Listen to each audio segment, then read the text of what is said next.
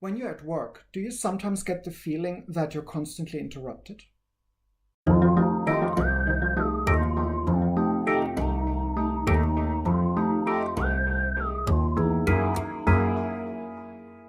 We've all been there. You're working on something and you're being interrupted all the time. If you're doing small tasks, that isn't necessarily a big issue. But if you are working, especially when you're at work, on a project that requires thinking through a corkscrew and having to keep a lot of things in mind, any interruption is ultimately disruptive and it makes you lose time. Because when you go back to your original job after the disruption, you have to backtrack a couple of steps to get back into the flow. And by the time you're back, you may be interrupted again. So it's really, really not good. Now, there are certain interruptions that you cannot stop. Colleagues walking in, people calling you on the phone. Those things, especially when you're self-employed, cannot be avoided. And there are ways to keep conversations short and to make sure that things are done at a later stage, but you will always be interrupted.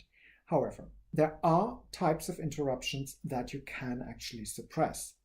And some of them can easily be summed up under the title of social media. I'm not dissing social media, by no means. If anything, having YouTube videos is a level of social media interaction with my customers, with my friends, with my followers.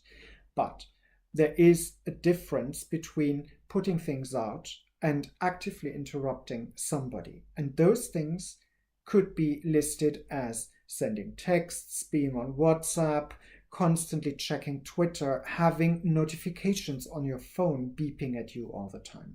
It's the active interruptions that really count. That's one level.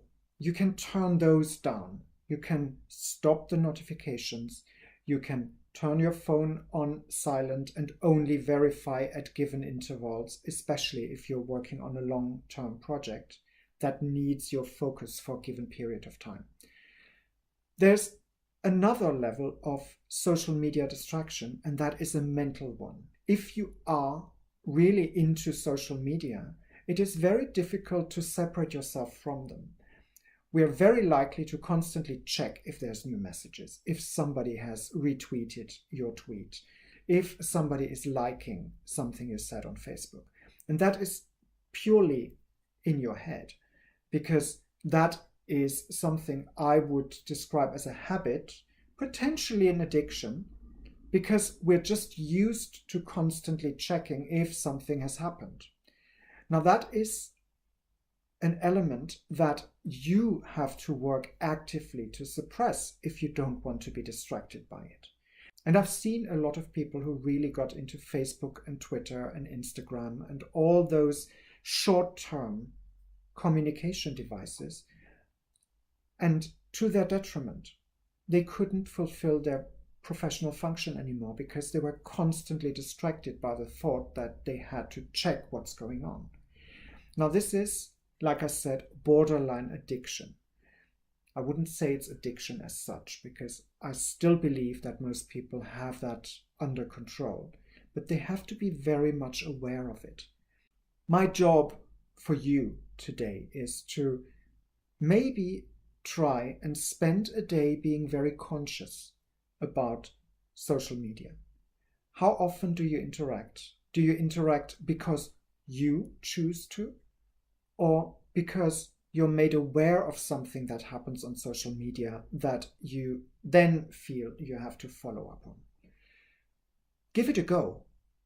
Just for one day, be conscious about the time you spend on social media.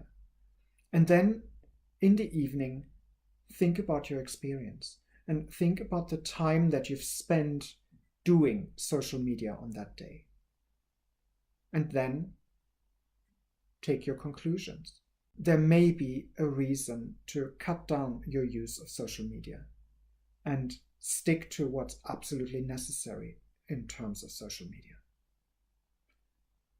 It's a thought. Stay clutter aware. Come back next time.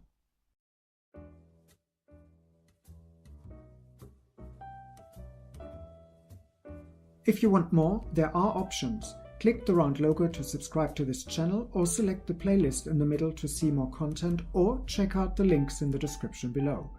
Oh, and feel free to like this video.